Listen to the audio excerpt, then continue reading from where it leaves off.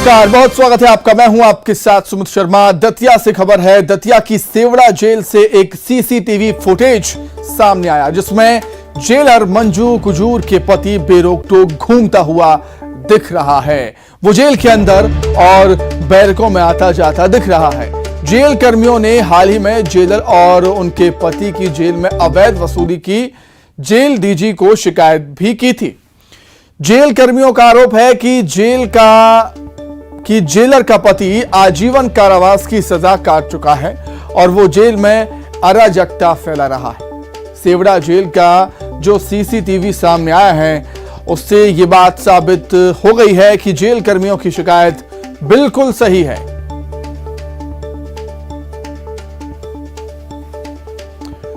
तो जेल में बेखौफ बेरोक टोक घूमता हुआ जेलर का पति नजर आया है।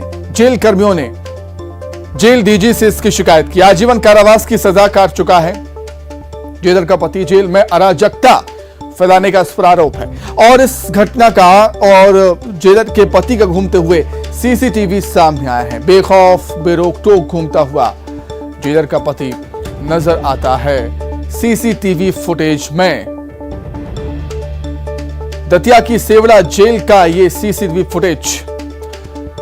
अधिक जानकारी के लिए हम बातचीत करेंगे। दतिया संवाददाता अशोक शर्मा हमारे साथ जुड़े हुए हैं। अशोक, सीसीटीवी से जो आरोप हैं वो सही साबित होते हैं? अगर ऐसा है तो कार्रवाई होनी चाहिए। अशोक, देखिए सुमित, मैं पहले ये बता दूं कि यहाँ जो जेलर हैं वो काफी समय से विवादों में हैं और इनके पति के बारे में लोगों का यहाँ तक कहना है कि ये पूरी तरह से अनसोशल एलिमेंट है और कैदियों से इनकी बहुत गाढ़ी छनती है। जो बदमाश लोग हैं उनसे ये मिली भगत करके जो नए कैदी या छोटे मोटे केस में फंस के जाते हैं उन पर दबाव डलवाते हैं, उनकी पिटाई करवाते हैं और ये वसूली करवाते हैं। जहाँ पे ये पूर्व में जेलर रही हैं वहां भी इनकी इस तरह की शिकायतें हुई थी। इसके बाद ये इनका ट्रांसफर सेवड़ा हुआ तो वहां भी शिकायतें आ रही हैं और जैसा कि जो न्यूज़ 18 के हाथ में सीसीटीवी लगे हैं उससे तो बिल्कुल साफ तौर पर जाहिर है, इसमें कोई शंका वाली बात ही नहीं रही। निश्चित तौर पर अशोक, बहुत धन्यवाद आपका जुड़ने के लिए। तमाम बातचीत के लिए आपका बहुत शुक्रिया। आगे बढ़ेंगे। भोपाल से खबर थोड़ी देर में होगी। बीजेपी की विशेष बैठक, अहम बैठक बीजेपी प्रदेश मुख्यालय में थोड़ी ही देर में यह मीटिंग शुरू होने वाली है। विधायक सांसदों के पहुंचने का सिलसिला लगातार जारी। प्रदेश अध्यक्ष वीडी शर्मा और प्रदेश प्रभारी मुरलीधर राव पहुंचे हुए हैं। आगामी कार्यक्रमों को लेकर रणनीति इस बैठक में बनाई जाएगी। तो बैठकों और मंथनों का दौर लगातार जारी है। बीजेपी में आने वाले विधानसभा चुनाव को लेकर रणनीति मंथन लगातार बीजेपी में हो रहा है। राजधानी भोपाल से खबर थोड़ी देर में बीजेपी की विशेष अहम बैठक, बड़ी बैठक होने जा रही है। बीजेपी प्रदेश मुख्यालय में थोड़ी देर में बैठक शुरू होगी, मीटिंग शुरू होगी। विधायकों के सांसदों के पहुंचने का सिलसिला भी शुरू हो चुका है। प्रदेश अध्यक्ष वीडी शर्मा और प्रदेश प्रभारी मुरलीधर राव पहुंचे हुए हैं बैठक में शामिल होने के लिए।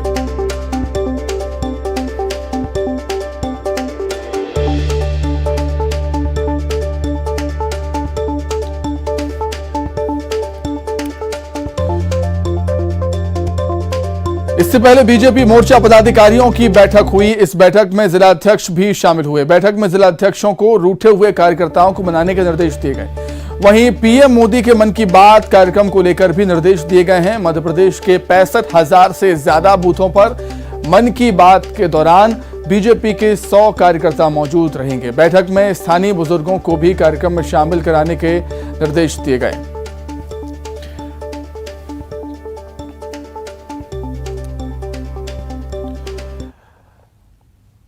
तो फिलहाल होने वाली बैठक को लेकर क्या कुछ अपडेट है और जो पहले बैठक हो चुकी है उसमें क्या कुछ निर्देश दिए गए हैं उसे जानने के लिए सीधे राजधानी भोपाल का रुख कर लेंगे।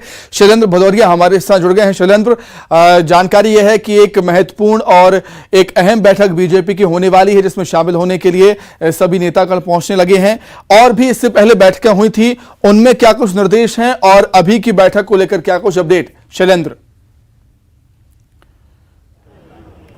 देखिए बिल्कुल सुमित, इस साल में मध्य प्रदेश में चुनाव होने और चुनाव के ठीक पहले बीजेपी अब हर एक ऐसा मौका तलाश रही है कि जब ज़्यादा से ज़्यादा जनता के बीच में पहुंचा जाए। और जिस तरीके से जो तय प्रोग्राम है उसके अनुसार 30 अप्रैल को मोदी जी के जो मन की बात है उसके 100वां एपिसोड जो है वो प्रसारित होना है। और उसको लेकर जो तमाम तैयारियां हैं, जो बूथ लेवल तक तैयारियां की गई हैं, यानी हर बूथ पर 100 लोगों के साथ इस 100वें एपिसोड को सुना जाना एक सबसे महत्वपूर्ण टास्क जो है उसको लेकर मंथन किया जाना है। और हालांकि सुबह मोर्चे के जो पदाधिकारी हैं उनके साथ ये पूरी बैठक हुई, और अब जो जितने भी विधायक हैं, सांसद हैं, मंत्री, उन सब के साथ ये बैठक होनी है। इसके साथ ही जिस तरीके से 15 मई से 15 जून तक एक विशेष अभियान 1 महीने का चलाया जाना है। मोदी सरकार के जब 9 साल पूरे हो रहे हैं उस दौरान जो है जनता के बीच जो है बीजेपी के कार्यकर्ता पहुंचेंगे, उनकी 9 साल के क्या क्या विकास कार्य हैं उस सब को लेकर जनता के बीच पहुंचना है। तो उसकी पूरी रूपरेखा बनाने का काम जो है वो इस बैठकों के माध्यम से किया जा रहा है। इसके साथ ही जो बूथ बजाय संकल्प यानी 51% वोट शेयर किस तरीके से प्राप्त किया जाए उसको लेकर लगातार जो है वो मंथन और चिंतन का दौर जारी है, चाहे वह संगठन के लेवल पर हो या फिर जो विधायक हैं, सांसद हैं या मंत्री हैं, जो वो उनको सबको भी जिम्मेदारी दी गई कि अधिक से अधिक जो समय है वो जनता के बीच में बिताया जाए, ताकि जो वोट शेयर की बात हो या फिर जो दूसरी अन्य योजनाओं की बात हो उसको ज़मीन स्तर तक पहुंचाया जाए। तो तमाम जो तैयारियां हैं उसी को लेकर चल रही हैं। लगातार जो बैठकें हैं वो की जा रही हैं। सुबह भी जिस तरीके से सभी जो मोर्चे हैं, 7 मोर्चे, उनके जिलाध्यक्ष जो पदाधिकारी थे उनके साथ ये बैठकें आयोजित हुई, और अब जो है वो विधायक, सांसद और मंत्रियों के साथ हो रही है। हालांकि सभी के एक एक करके यहाँ पहुँचने का सिलसिला लगातार जारी है, चाहे वह विधायक हों, सांसद हों या मंत्री हों, सबके पहुँचने का सिलसिला लगातार जारी है। और अब से कुछ देर बाद, यानी तय समय जो 7 बजे के आसपास का था, लेकिन कुछ देर बाद ये बैठक शुरू होगी। अभी इस बैठक में शामिल होने के लिए अगर बात करूँ तो प्रदेश के प्रभारी मुरलीधर राव यहाँ पर पहुँच चुके हैं। इसके साथ ही प्रदेश अध्यक्ष वी डी शर्मा भी यहाँ पहुँचे हुए हैं। और आप तस्वीरों में जिस तरीके से देख रहे हैं कि भोपाल सांसद जो है वो भी यहाँ पहुँची हुई है। तो तमाम जो पदाधिकारी हैं उनके पहुँचने का सिलसिला शुरू, भोपाल सांसद भी देखिए आप पहुँची हुई है। तो तमाम जो लोग हैं वो अब एक एक करके यहाँ पहुँच रहे हैं, और अब से कुछ देर बाद ये बैठक जो है वो शुरू होगी, और उसमें ये तय होगा कि आखिर आगामी समय में बीजेपी की क्या रणनीति रहने वाली है। हालांकि जिस तरीके से आज सुबह भी एक जो विषय आया था कि कुछ ज़मीनी कार्यकर्ता हैं, जो ज़मीनी नेता हैं, वो पार्टी से कहीं ना कहीं अंदर खाने नाराज चल रहे हैं। तो ऐसे नेताओं को किस तरीके से मनाना है उस सब को लेकर भी रणनीति तैयार हो रही है। क्योंकि आपको याद हो कि पिछली जब कोर कमेटी की बैठक हुई थी उसके पहले 14 जो बड़े नेता हैं उन लोगों की जिम्मेदारी दी गई थी कि पूरी रिपोर्ट जो है वो तैयार की जाए। उस रिपोर्ट के आधार पर ये तय हुआ कि आखिर कौन कौन लोग नाराज हैं और किस वजह से नाराज हैं, ये सारी वजह भी जान ली गई है। तो अब वजह जानने के बाद उन सब को किस तरीके से मनाना है। और जैसा कि हमने आज सुबह भी देखा कि जो 2020 का जो बाई इलेक्शन हुआ था दमोह का, उस दौरान जयंत मलैया के बेटे ने सिद्धार्थ मलैया को पार्टी विरोधी गतिविधियों के चलते बाहर निकाल दिया गया था, लेकिन आज उनको मुख्यमंत्री शिवराज सिंह चौहान के सामने उनको वापस से पार्टी तो चुनावी मूड में बीजेपी आ चुकी है। बैठकों मंथनों का दौर लगातार जारी है। बहुत धन्यवाद आपका शैलेंद्र, तस्वीरें हम तक पहुंचाने के लिए, जुड़ने के लिए बहुत शुक्रिया। आगे बढ़ेंगे, बात करेंगे एमपी की सियासत में हुई कोरोना की एंट्री की। जी हां, तुलसीराम सिलावट के बयान पर दिग्विजय सिंह ने पलटवार कर दिया। उनके बयान पर बीजेपी ने फिर से हमला बोला है।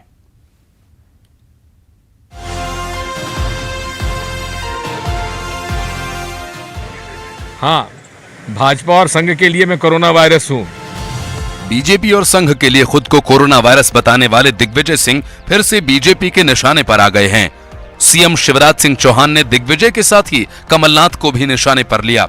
उन्होंने कहा कि प्रदेश को कोरोना से जितना नुकसान नहीं हुआ उससे ज्यादा नुकसान दिग्विजय सिंह और कमलनाथ ने पहुंचाया है।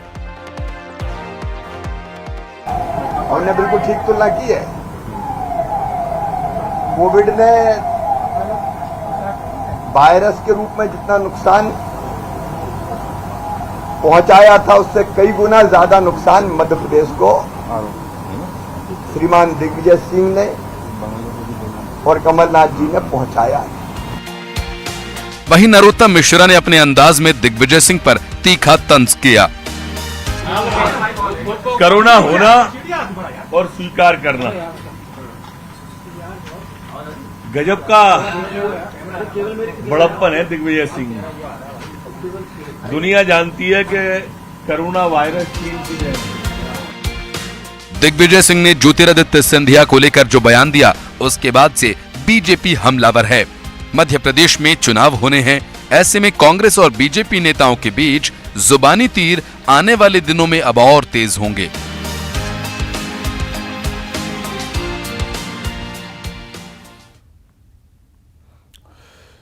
विदिशा के बीजेपी विधायक उमाकांत शर्मा ने सुरक्षा लौटा दी है। विधायक ने वीडियो जारी कर भविष्य में भी किसी तरह की सुरक्षा न लेने की बात कही। इससे पहले विधायक ने जान का खतरा बताते हुए सुरक्षा की मांग की थी। उनका कहना था कि राजनीतिक द्वेष के चलते हमला कराया जा सकता है उन पर। विधायक ने बिल्डर से जान का खतरा भी बताया था। पूछना है कि आपके पास मध्य प्रदेश शासन की सुरक्षा है अथवा नहीं है।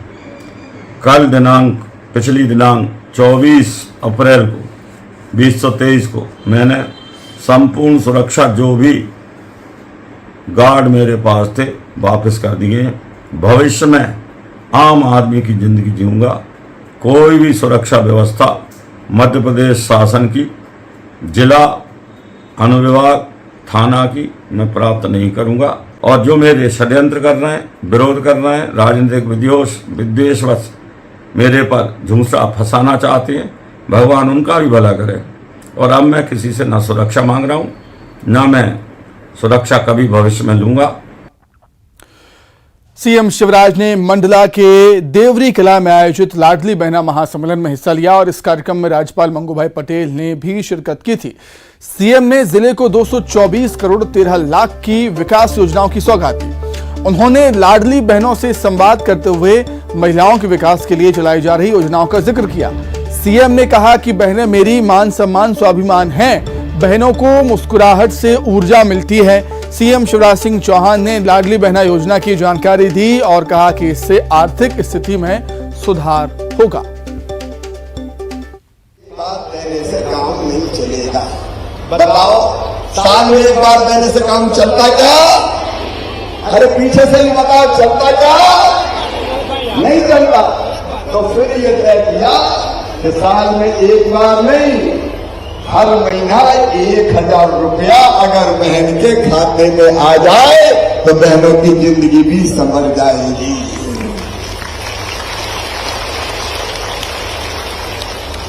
मूल रूप से ये विचार, छोटी मोटी जरूरत पैसे की पड़ गई तो मेरी बहनें मजबूर ना रहे, मेरी बहन मजबूत हो जाए।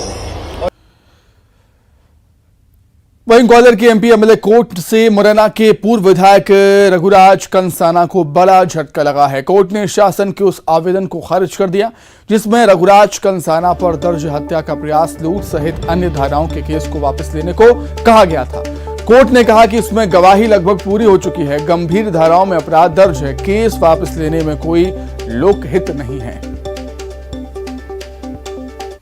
देश के एवं लोक अभियोजन संचालनालय के आदेश तथा माननीय कलेक्टर महोदय के निर्देशानुसार उक्त मामले में धारा 321 दापरा 7 आवेदन प्रकरण को प्रत्याहरित किए जाने के संबंध में माननीय विशेष न्यायालय के समक्ष पेश किया गया था, जिस पर माननीय विशेष न्यायालय के द्वारा विचार उपरांत उक्त आवेदन को निरस्त कर दिया गया। अब मामला बचाव साक्ष्य हेतु पुनः नियत होकर अग्रिम कार्रवाई के लिए नियत है। बागेश्वर धाम प्रमुख पंडित धीरेन्द्र शास्त्री एक बार फिर से विवादों में आ गए हैं। कलचुरी समाज ने राजराजेश्वर सहस्त्रार्जुन के खिलाफ उनकी टिप्पणी पर माफी की मांग की है। वहीं विश्व धर्म संसद के प्रदेश अध्यक्ष ने भी धीरेन्द्र शास्त्री से तुरंत माफी मांगने को कहा।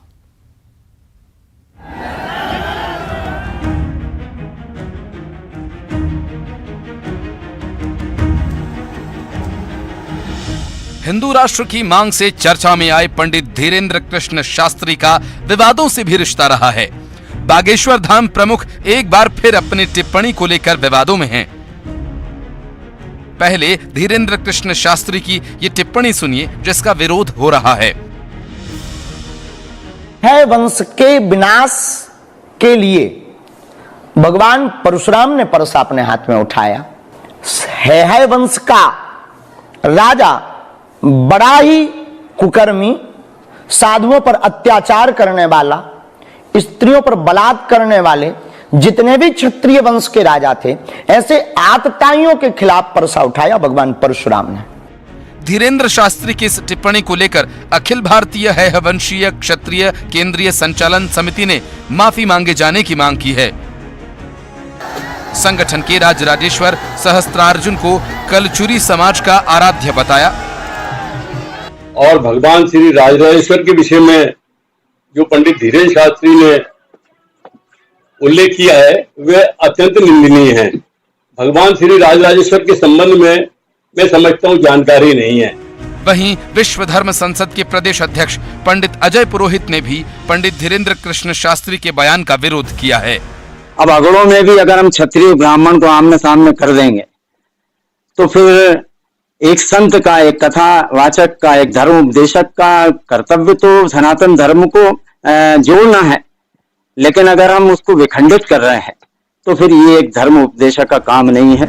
इससे पहले संत तुकाराम पर की गई टिप्पणी को लेकर धीरेन्द्र कृष्ण शास्त्री विवादों में आए थे। तब धीरेन्द्र शास्त्री ने इसके लिए माफी मांग ली थी।